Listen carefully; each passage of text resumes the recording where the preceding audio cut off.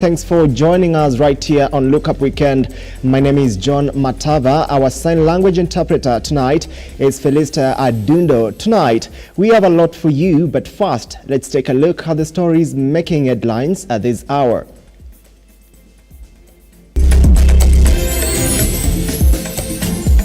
Tonight, therefore, add my voice to those who have come out to strongly condemn His Excellency President William Samoei Ruto's recent, most unfortunate, reckless, unwarranted, ill-informed, misguided, immature, unhinged, unnecessary, barbaric, satanic, and without a doubt, unconstitutional attacks. Table evidence of corrupt judges. Busia Senator Omtatah tells President William Ruto as he responds to President's remarks on corruption in judiciary.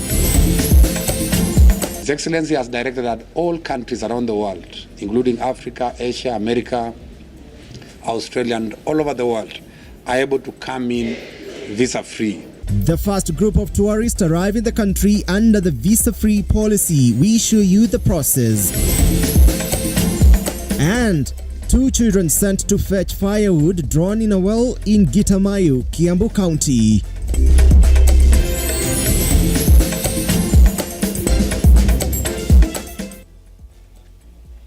Many thanks for joining us from wherever you're watching from. Let's begin our bulletin tonight.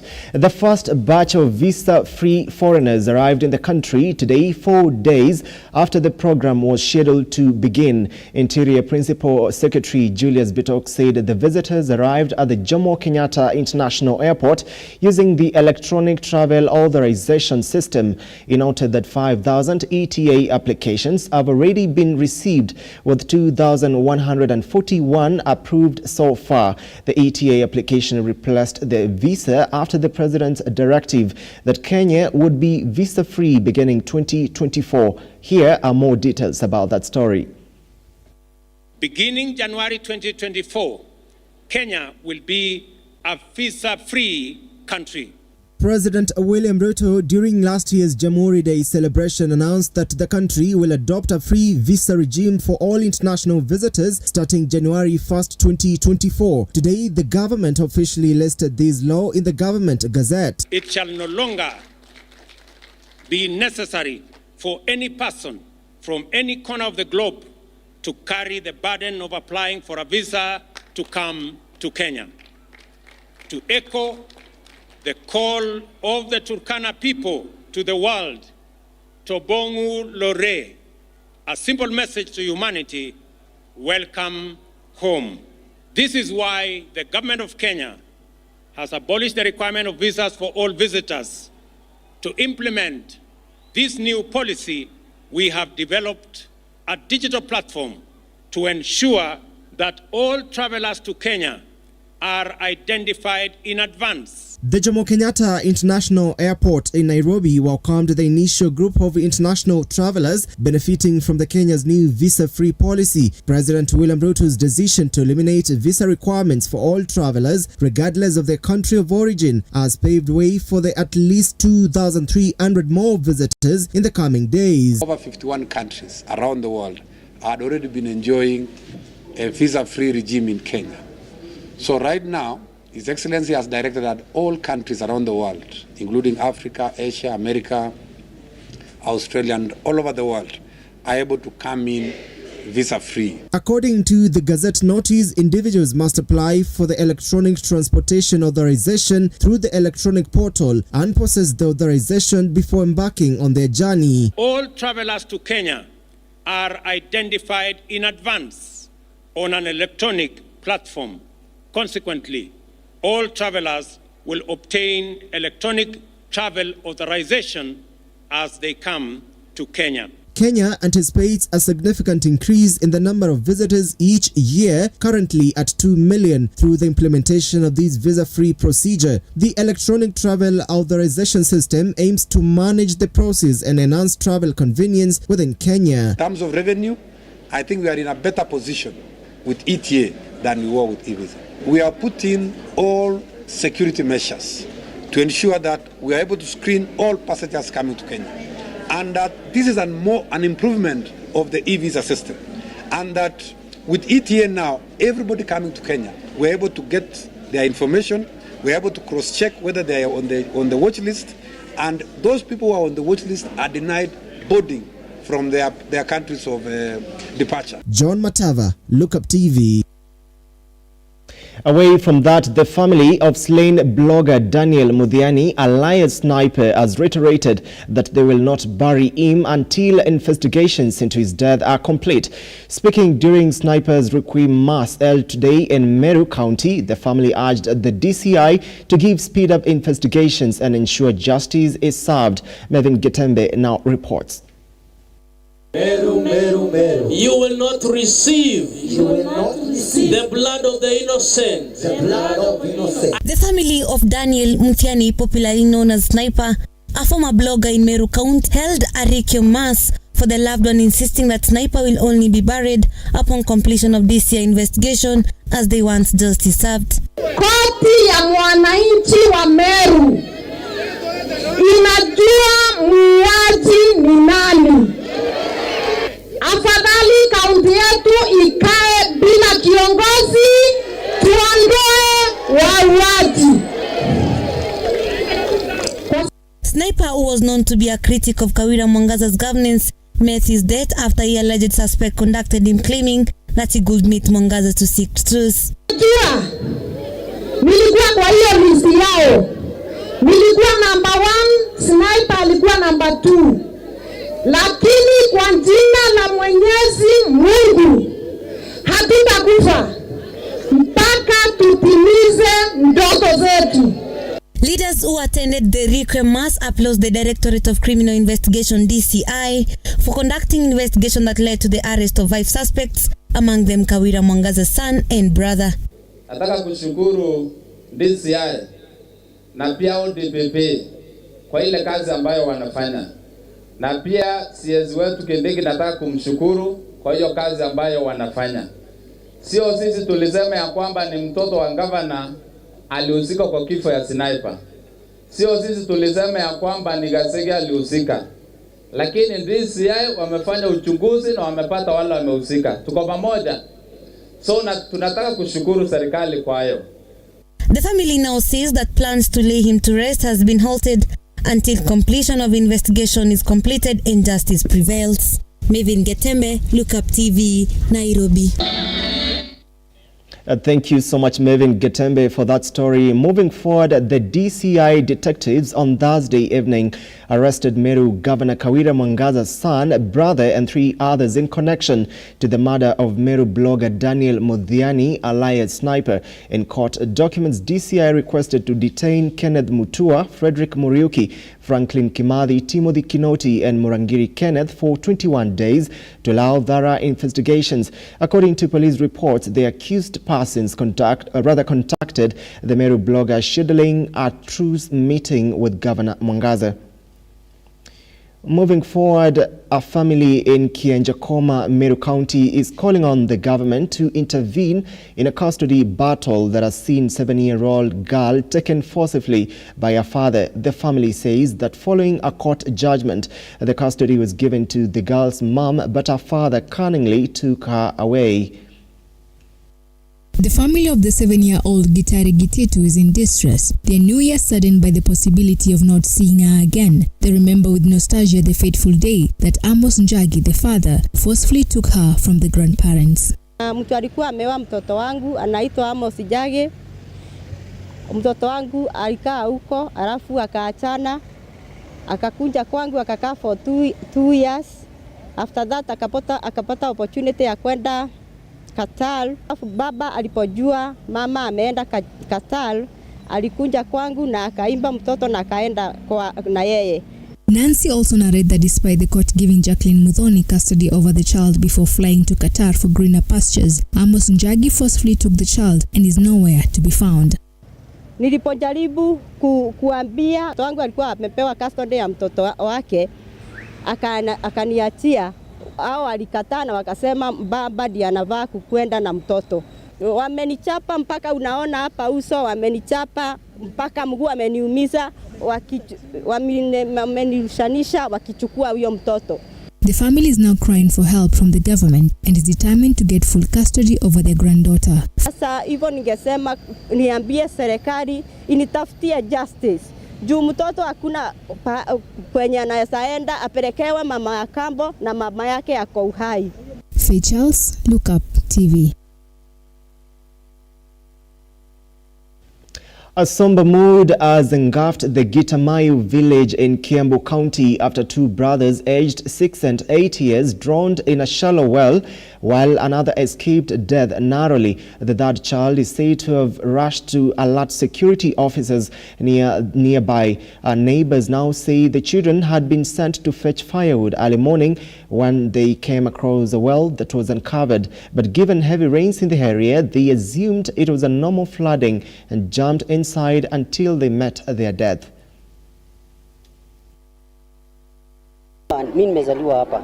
Kwa hivyo hii barabara hata tukiwa wadogo tulikuwa tunapita hapa tukienda kuchota maji ile ngambo ingine.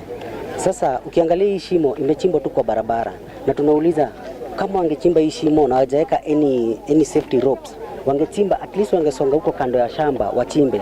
Lakini vile nilikuja unaangalia hiyo unaona ni kama maji imetapakaa, ni kama hakuna shimo. Hata ungefikiria ni kama kulinyesha usiku maji ikatapakaa tu hapo. So kenye tunaweza uliza ni ati hii kampuni wajue vile watafence hata hii place, hii shamba yote wa fence, juu hii shamba ni watoto wao wanapitia hapa waki-access kutoka Gitamayo wakienda Riabai, kutoka Riabai kwenda Kegodha, indo barabara watu upitia. Wameweka kuonyeshana wamechimba fence, wamechimba shimo na wameiacha tu hivyo na watu wamezoea kupita hapa. Hata ukipita wakiwa huku wakifanya kazi haulizangi mtu juu ni watu wamezoea kupita na tuonyeshi wako under control. Sasa wanafanya vitu zao na wakatazi watu hadi watoto kuingia huku. Ningependa wachukuliwe hatua kali juu wanajua sheria za kujenga na wamesomea. So ombi wetu kama wakaaji wa hapa Gitamayo, haya mashimo waifunike kabisa. Juu sasa venye wamefanya hiyo watoto wakakufa, wamekata masomo yao. Mzazi alikuwa anatarajia watoto wake Monday wanarudi shuleni, lakini sasa hawatarudi. Tuko hata hakuna mwenye anajua kama kuna hayo mashimo. Juu tunasikia pia kuna ingine huko nyuma, lakini yenye hatujui iko wapi. Juu wanachimba lakini hawaeki sign ya kuonyesha hapa kuna shimo. Ndio mtu ajue pale kuna shimo, siwezi pitia hapo. Kama hakuna hiyo mambo ya kuonyeshana ati hapa kuna shimo, unaona tu mtu atakuja kama amepita vile amezoea.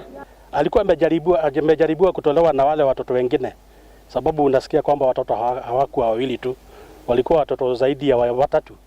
So mmoja alikuwa ametolewa na wengine, na kwa bahati mbaya sababu alikuwa amekunywa maji, tumekuta akiwa ameaga.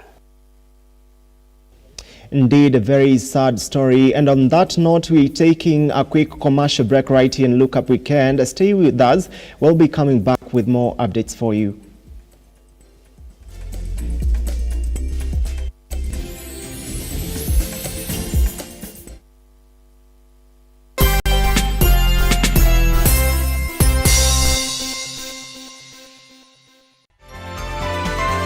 Infinity Industrial Park is one of the largest private industrial parks located along Eastern Bypass, Nairobi, which provides modern infrastructure for smooth operations for industries and business enterprises. Infinity Industrial Park offers world-class amenities and facilities with wide roads, a police station, a power substation, fire station, public transport stage, hospital, and shopping mall. In addition, Infinity Industrial Park also offers CCTV cameras, 24-hour private armed security patrol, sewer, water, fiber optic cable, and 3-phase power connection, added to public utility, canteen, and dining areas. Sail on the golden opportunity to invest in Infinity Industrial Park, fully serviced warehouses at a special price of 3,569 Kenyan shillings per square foot. For more inquiries, visit our website infinityindustrialpark.com.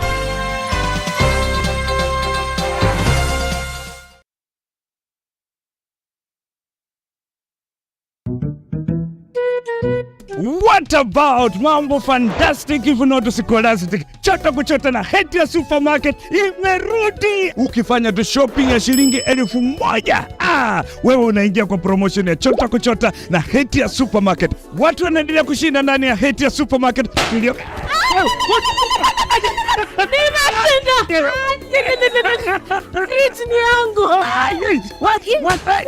Mwana tata kitoko. Wewe na umeshinda nini? Yote. Hamsa. Uoga na lala. Karibu ndani ya Hatia Supermarket uweze kuchota kwa wingi kabisa. Watu wanasema nini? Nakwambia kwamba chota kuchota. Unangoja nini? Magari 7 za kushindaniwa, TV, free, microwave, shopping vouchers, school fees vouchers, instant prizes na zawadi zingine kemkem. Chota kuchota imethaminiwa na Hetia's, Oven Fresh Bakery, Gigabyte, Mount Kenya Milk, Clover's Food Products, Velvet, Magic Drink, Pwani Oil, Arenco, Fruit Juice, Masterchef, Toilex, Coolsip, Mika, Wash Ultra, Philos, Pristol, Nivea, My Choice, Ushindi, Fresh Fry, Arimis Jelly, Cabernet Water, Dettol, Ketepa, Meta, Glucose, Coca-Cola, Rosy Tissue, Big Giant, Elbins, Unilever, Fresh, Unga wa Dola, Blue Band na Pasta Star. Shindano la chota kuchota linaanza tarehe 1 Disemba hadi tarehe 10 Februari mwaka 2024. Hatia Supermarket, a world of choice.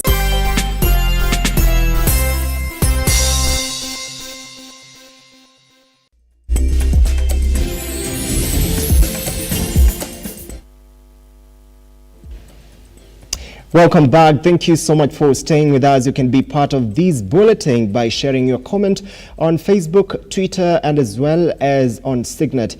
Moving forward, Busia Senator Okia Omtatah has slammed President William Ruto's attack on the judiciary as reckless, unwarranted, and ill-informed.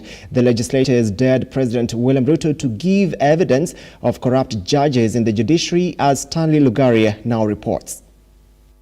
Bribed, attempted to bribe, contemplated bribing, or maybe planning to bribe any judge. But since, like every other citizen, His Excellency the President has a right under the law to be heard, and he also has the right to protest, and he also has the right to protest, just as he has done, and he has access to intelligence which other Kenyans and I don't have. I look him straight in the eye and challenge him to table the evidence of bribe taking against any judge or bribe giving he has against any litigant, and let the chips fall where they may.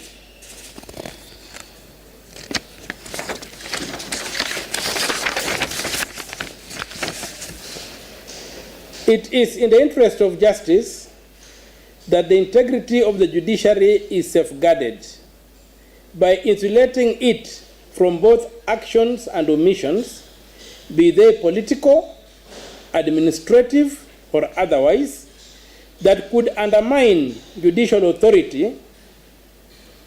That's under Article 159 of the Constitution, and the independence of the judiciary, under Article 160 of the Constitution, and take away from Kenyans the right to and fundamental freedom to access justice, under Article 48 of the Constitution, and to have a fair trial, under Article 25, Clause C, and 50, Clause 1.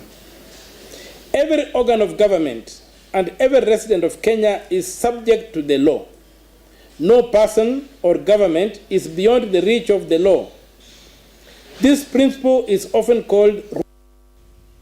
The Ministry of Education has urged the Nakuru County Government and the Naivasha CDF to assist numerous underprivileged students in seeking financial aid to join secondary schools. The ministry highlighted the risk of bright students, mainly from the informal settlements, missing out on education due to fee constraints. Meanwhile, Equity Bank's Wings to Fly scholarship program has initiated this year's Naivasha cohorts after a week of rigorous assessment. Naivasha Sub-County Director of Education Nancy Mutai emphasized the pressing need for education support from the local CDF office and the county government's bursary. We have not been able to accommodate all the students who apply. For instance, this year we received 280 applications, but we are only able to take up 8. That is the 8 who are here. I call upon the all well-wishers, corporate organizations in the area, Community Development Fund or CDF, and our county government to assist in taking up some of the remaining 272 applicants who did not qualify for the scholarship program and see them through their secondary education. A combination of Wings to Fly, Elimu and CDF programs, among others, will really help give youth an education which opens up opportunities to a bright future. Here we have sponsored 1,000 countrywide. But here in Naivasha, we have sponsored 8, 4 boys and 4 girls who are coming from needy backgrounds. We received over 300 applications that we considered this year, did interviews. We first of all shortlisted, interviewed, and then did home visits before we were able to sit and draw the final list. This program has so far, since inception, been able to support over 56,583 students. That is countrywide. But here in Naivasha, we have been able to support over 917 students, including the cohort for this year. And out of this, there are those who have been placed under Equity Leaders program. These are the pupils who perform very well in Form 4, scoring A and above. And so far, 18,735 of them have benefited. Another 8,337 have been able to join us under the internship programs, fully paid. Residents of Borabu in Nyamira County are living in fear after a growing robbery trend where innocent people are kidnapped and forced to disclose their M-Pesa PIN numbers to transfer money to their attackers. These and more stories in the county wrap. Fear has gripped residents of Borabu in Nyamira, with authorities struggling to contain the escalating crime wave. The criminals, operating with a high degree of organization, have adopted new tactics including kidnapping the residents and forcing them to disclose their M-Pesa PIN numbers. The residents have petitioned Interior Cabinet Secretary Kithure Kindiki to crack down on the perpetrators before the situation gets out of hand. Ilikuwa wakati kama saa 8 ya usiku kwa nyumba, wakakusanya vitu vingi, wakaenda wakaweka kwa gari. Walipoweka kwa gari, waliniamulisha ni wasindikize tukiwa na mama. Last Saturday wali manage kuingia hapa kwangu usiku saa 6:30. Watu kama 3 waliingia kwa bedroom penye tunalala wakiwa na mapanga na fisu, ndipo walichukua simu za mama 2 na zangu 2 na wakaanza kufanya sasa transactions kutoka kwa M-Pesa wakiniomba pins. Tunashangaa hii serikali. Na nauliza Kindiki, hii serikali kazi yake ni nini? Elsewhere, a section of Ngareta residents in Narok North Sub-County is facing a potential disaster due to low-lying live electric wires after a series of poles collapsed. The residents pointed fingers at the contractor, accusing them of a shoddy job that has left their lives in jeopardy. Kama ukweli kuna maboma ilikuwa karibu iungue sababu ya stima. Tunaomba hizo king za stima tutengenezewe. Contractor mwenye alikuwa amepewa hiyo tenda hakuweka vizuri. Sasa mvua iliponyesha maposti zikaanza kuoza na zikaanguka. Naomba Kenya Power ikuji irekebishe hizo posti kae sawa sawa, sababu maisha iko hali hatari kwa watoto pia kwa watu wote. Residents in Kakamega living with disabilities have raised concerns over the community-initiated toilet project, accusing certain leaders of attempting to seize control. The self-help project, aimed at addressing the unique needs of individuals with disabilities, has become the center of controversy as community members fear external interference. Wakati tulichukua choo ile ili iweze kutusaidia, challenges ambazo tunapata ni ile hali ya kuharasiwa na watu ambao wanajiweza. Kuna muingilio wa watu ambao wanakuja ili kuweza kutupokonya mahali pale. Ndugu yangu yeye alipewa contract. Kama contract ataomba apewe, because sio peke yake ndio mlemavu. Walemavu wako wengi, lakini mimi kwangu sihusiki. Meanwhile, in a staunch display of unity, residents of Majengo Estate in Nanyuki Town have pleaded to defend Kieni Kiapunda, a cherished 3-acre open ground, from persistent attempts by private developers to seize it. The land, initially designated to a public space during the allocation of plots for survivors and wives of Second World War veterans, have become a focal point of contention. Katika historia ya Kieni Kiapunda, na huu ni uwanja wa public utility, very much famous kama Kieni Kiapunda tangia enzi hizo za ukoloni. Pengine kuna emergency inaweza tokea, watu wanaweza kuja hapa hivi na wakakampa hapa hivi. Ni uwanja sisi wenyewe tumeuchezea tangu tukiwa wadogo. Martin Masharia, Lookuptv.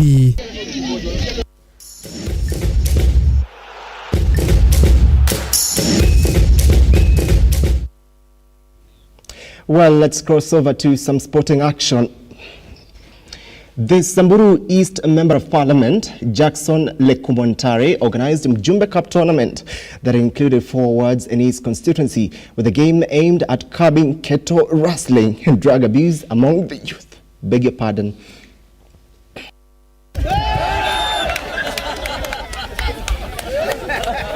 Tumeona wakati huu ambaye vijana wako nyumbani kwa muda mrefu, waweze kuwa busy ili waweze kuja kucheza pamoja, na vijana wakikuja pamoja inasaidia sana na amani.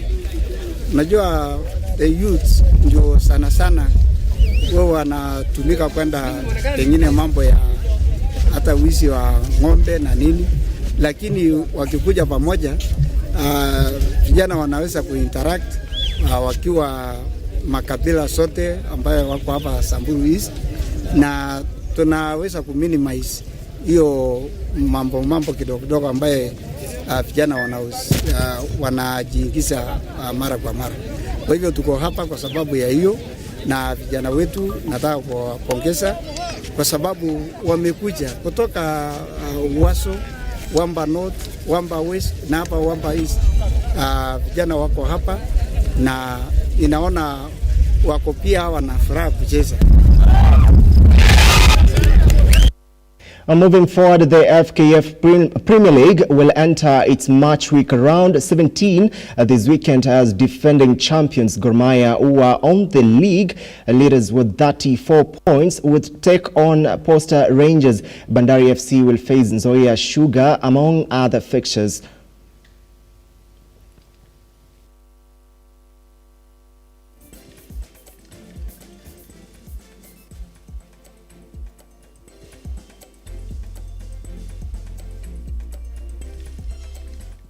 The FA League will continue tonight with Tottenham Hotspur will tackle Burnley FC at the Spurs Stadium, while Chelsea FC will face Preston on the Saturday at the Stamford Bridge Stadium, among other fixtures.